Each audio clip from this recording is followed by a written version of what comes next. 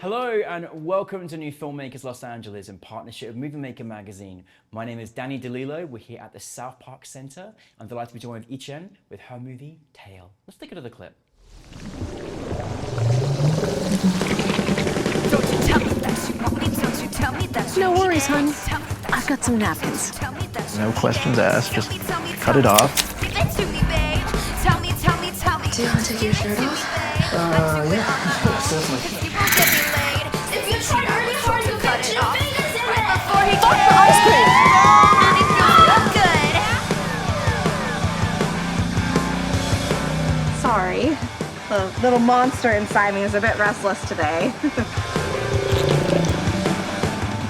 Firstly, thank you for being here. Welcome to the New Filmmakers LA family, and thank you for bringing your amazing film to us.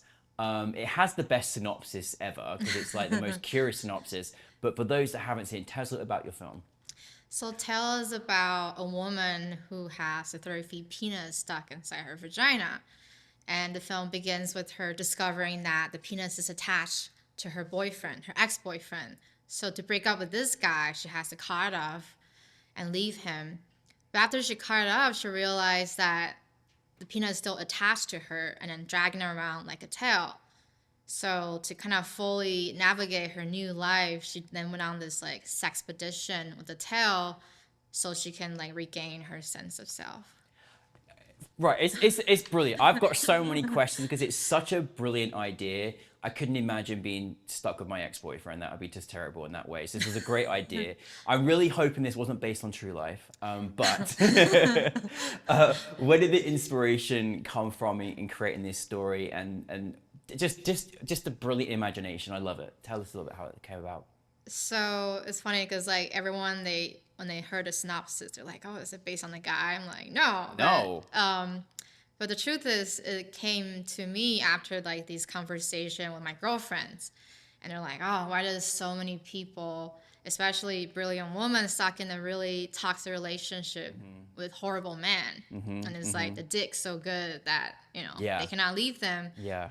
So after that conversation, I had this fever dream about a woman being chained to a long penis, Yeah. and so that's kind of where everything began. It just kind of begins with this weird dream. I'm like, oh, what is this? I don't know, but I wrote it down, and then everything just come from that. I love how it evolved into a conversation with your friends, and then you had a dream, and then, but also as well, like it's obviously got this, amazing comedic elements, but it's also based on like, blimmin' horrible toxic relationships, which exist and are horrible, and I love this, the symbolism behind that, and really the morality behind it as well. So you get this idea, you get this story, all these things come together, then you go to your team. Because like firstly, like you've got an amazing vision, and I'm like, who did you go to, the people to sort of work with on this project? Because it's how did that work? So I made this film part of my MFA thesis. It's amazing. So it's fun to pitch in it to my like academic professor, but they're all like really supportive. Like I think essentially it was really lucky that I was able to find people that believe the project and I can see beyond the spectacle of the penis. It's like, oh, they understand where I'm coming from, and they really brought in their own talent and like passion into the project. So it was like a lot of people that I worked with before, like my cohort, and it was like just like a really organic, intimate team of collaboration that I kind of had. And can we talk about your lead? Because like Yes. amazing, amazing, please tell us how you put your cast together, but did she lead the way or what? Like, my God. Okay, so casting was not fun because, the script was maybe a little too edgy, and I can understand why people are like intimidated by it. And I even like posted on this like local casting website, and then they banned my posting because I violate their social guideline. But eventually I was like looking at these like tapes, and then somehow it just no one catches me. So I was, in a really tough spot. Like, okay, am I gonna ever find my hero? Yeah. Which is my protagonist. And eventually I saw this casting tape from Eve, and there was like a scene where she's like having a moment with the tail, and I was just so blown away by it because she had this like vulnerability and nuance that I didn't fully realize that in the script, and then she really brought it in to the characters, and eventually she really was the one that able to make the film land, and I was like really lucky to find her. Oh, you got it. Like, I mean, I thought she carried the story as well as carrying this prosthetic as well, like really, really well. I mean, you could feel it's really a fine line to have an actor that can, you know, obviously give us those moments of like where we're all just, you know, we can't help but smile or have a laugh, but then also give us the kind of seriousness and the wane, like the literal wane down of her ex and that experience of a toxic relationship. She just got the balance so well, you know, and I'm just curious for you as a director, how was that journey in working with her? Obviously, yeah, it is a really challenging role because like you know, there's some really intimate part, there's some really provocative part, and more than half of it is her acting on her own with this like practical. That's not going to talk to her. So I think she really, I think that was like she really like overcome that. Yeah. And in terms of my process, I think for me was when I audition my actors, I like to ask them their like personal relationship with the story. Like what's your like romantic relationship like? Like are you like what's your struggle? Like what's your and how does that affect your view on this story? So I had before we even jump into the story, I really had a lot of conversation with Eve and Felipe, who plays the James character, the guy who got the facial shot, and then so I think actually one of the part I really enjoyed was like unexpected was like directing the intimate scene, and obviously this involves a lot of like conversation and like making sure they feel comfortable in that scenario.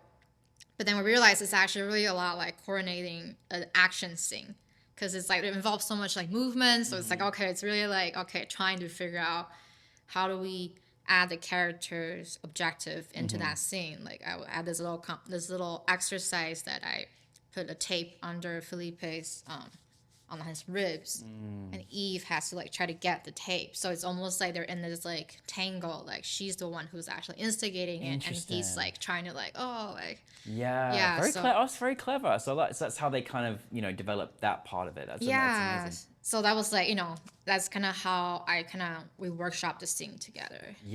Really, really, really good. Really good to know as well, and for other filmmakers that would know how to sort of navigate a scene like that as well.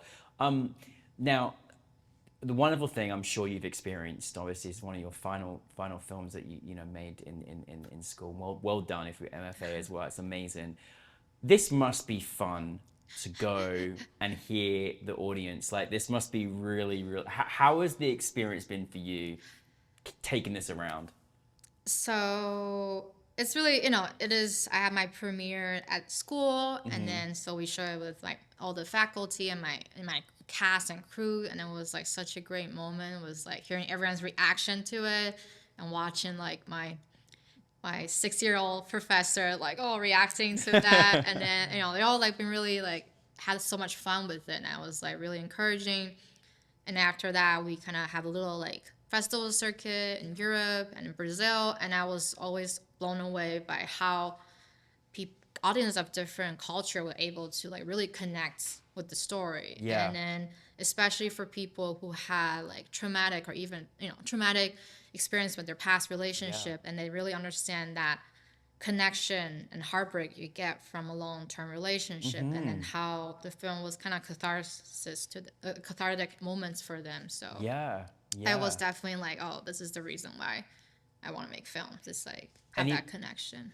And even just the imagery of her literally carrying the weight, right? Like around you, like you're almost like you're kind of strangled in this past life, experience that you've had, and trying to navigate that into a new relationship and new people and everything else. And it was really, really great. I'm just curious because obviously you touched on a few things there about like that, you know, what you wanted to sort of, you know, people to experience. But what did you kind of want people to take away from your film? Because I think there's so many contexts and meanings to the importance of why, as well as being entertained and finding, you know, the light humor, but there's also kind of the other part as well. And what did you want as a director people to kind of go away and experience? So I think there's an answer that I have to kind of go back to the very initial vision I had for the film. Yeah. So it came to me, like I talked about, like it came to me like an imagery. So it started out as like a more like a fable, like very a metaphor.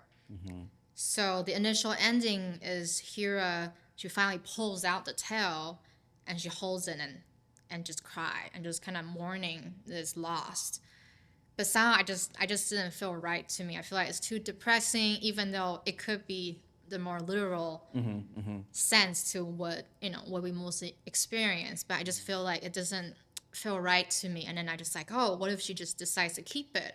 And that's when everything like clicks for me, because the film is not about overcoming your shortcomings or your trauma. It's about recognizing it and then adapt to it so that it becomes part of you, and then, you know, it becomes part of your identity. You know, it's not about trying to deny that. So I think for me, the experience I want is like people to have fun and to be like, yeah, there's a celebration about like who we are, just like, and then that's kind of what I want people to have from it. Just have fun and celebrate yourself as who you are. Absolutely. I mean, goodness me, you definitely captured that. I'm very curious, where are you taking us? Where are you taking us next? What's your next project that you're going to be working on? So I'm actually on the third draft of a feature script. Amazing. It's called Love Bed, and it's actually based on James, which is the character who had the facial moment in the film. Yeah. And when I did Tale, I was so surprised that some of my male friends come to me to be like, oh my God, I love James. I really connect with him. And then obviously they can see his flaws, but somehow there's something about James really speaks to them. And I was like, oh yeah, that's interesting. So I started to kind of dig more into James. So basically the story is about him having a 19-year-old mattress that will eat his lovers. Oh wow! I love your imagination. I just keep making movies, okay? Like that's amazing. That's cool. So I'm kind of on the third draft of the feature script. Yeah. And hopefully I can make a proof of concept in the next year and try to see how far I can carry that. But that's where I'm at now. I'm ready for it. I'm just very curious to finish on who is some of the filmmakers that you're inspired by, because I just you know, it's, you know, I think all your synopses throughout your career are going to be like magical. We're like, yes, I have to see this film. So Pedro Almodovar is definitely like my all-time favorite. He has such a long-term relationship with his, you know, actresses. And then I think the part I love about him is like he have all these traumatic experience for his character, but somehow the trauma and the tragedy doesn't define them. And I think that's what I love the most about him. Yeah, no, definitely. Well, you're going to be making things in your own right. People will be saying about your films very soon. But listen, well done. Thank you for bringing your film to New Filmmakers, and thank you for bringing Tale. And we're very much looking forward to your next project, your feature version. So thank you very much as well. Thank you. Thank you for having me. Thank you, everybody.